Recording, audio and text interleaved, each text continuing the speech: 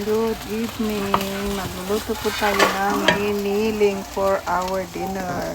So, ito po ang ating dinner tonight. Ground beef, meron po tayong bell pepper, meron din po tayong patatas at carrots. At ito na po, nagigisa na po tayo ng sibuyas at bawang.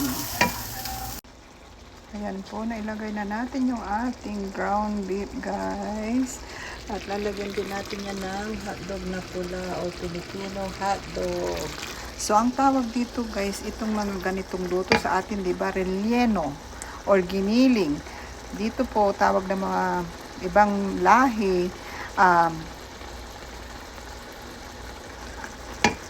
picadillo. Ang tawag nila dito, guys, ng mga ibang lahi pag ganitong luto sa atin, relleno, sa kanila, picadillo. Ayan, guys, nalagay na natin yung carrots at patatas. Dito yung ating bell pepper at hotdog ay hindi pa po. Antayin po natin lumambot yung ating carrots at patatas. Okay, ito na po yung ating pampalasa, guys. Oyster sauce at yung ating Knorr seasoning. Ayan na po, kumukulo na po yung ating relleno or giniling na baka. Here it is, guys, almost cooked. So I add green peas. So all the veggies already there. Bell pepper, potato, carrots,